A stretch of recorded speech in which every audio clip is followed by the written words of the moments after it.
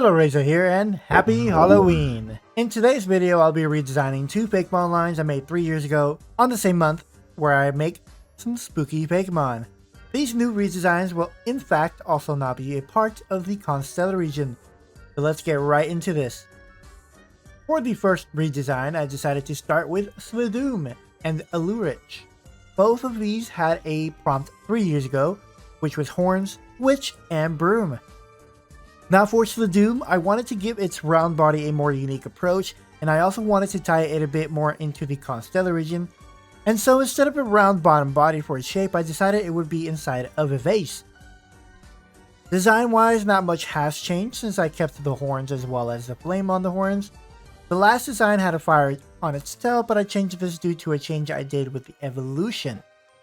Both of these two designs went through two different design phases, as I made one drawing and then another to finalize the design. As for the second evolution, again, I kept a similar design in mind. I did, however, at the end decided to remove the witch hat and went with a design that made more sense evolutionary wise. 3 years ago, I remember I wanted to give her a broom tail, but I didn't know how to do it. Here I am with a new fresh mind, and I was finally able to give her that broom tail I wanted. The base now also becomes a cauldron since witches are known to brew potions with them. I also wanted to give the witch hat a scary face, but since I decided to remove the hat for the final rendering, I moved the scary face onto the cauldron as it also doubles as a visual of fire under a cauldron. Slidoom, the demon snake Pokémon. It slithers sinisterly in the shadows to steal the souls of the weak and consume their life energy to grow stronger. If seen near the sickly, it means that person's soul will most likely be robbed that night. The horns on its head are able to confuse a person and make their life flash before their eyes. This makes the soul tastier. Alurich, the demon witch Pokémon. Looking into your eyes for too long will enamor anybody.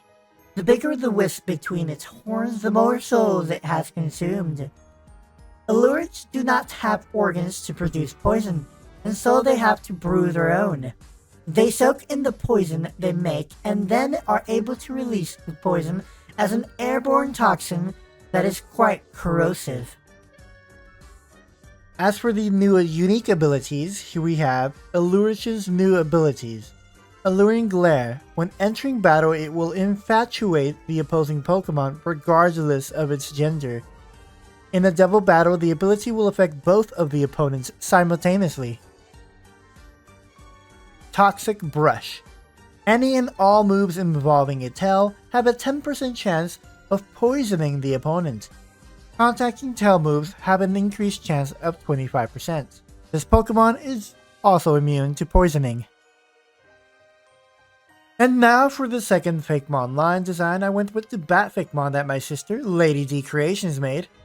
Back then, the thought of having regionals or conversion forms was not a thing, but since it's become a more popular subject now, I decided to take her original design and combine it with one of her favorite Pokemon, Noibat and Noivern. These new redesigns are actually going to be a convergent form of both of these Pokemon, similar in terms of species line, but completely different Pokemon. This was quite an easy design to do since the base of the designs was a copy of Noibat's body, but with the qualities of my old design. I did, however, change a few things since I had a few new cool ideas. In the old design, she has sparks on its cheek, but I decided to make the sparks on its eyes instead. Overall, the design didn't really change much, but the rendering is what truly makes the design shine. As for the final evolution, I completely went with a different direction than I thought I would. In terms of design, it has a similar body structure to Noivern, except the head is completely different and the tail is more reminiscent of the old design, but I did make it a bit bigger and thicker for its lower half. The wings also take a more drastic change and have bolts of lightning on it. The horns on its old designs have also been remade into a more lightning bolt going through the head, but nonetheless still horns. Vrobat, the lightning bat Pokémon. It uses the fur coat on its neck and tail to make small sparks. This helps it shock others to scare them. The wings are laced with electrical pores that allow it to electrocute prey to immobilize them in order to run, or feed.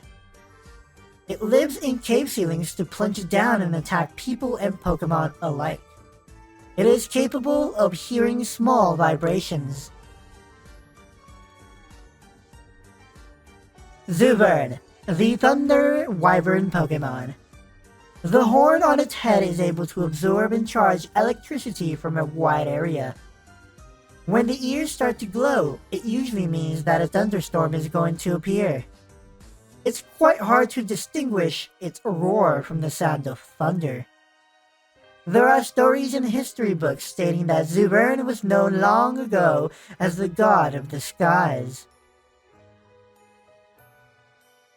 And there we have it, guys, the redesigns of Spooky Fakémon from 3 years ago.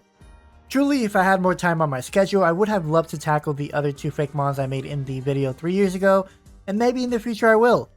But that's something you guys will have to look forward to.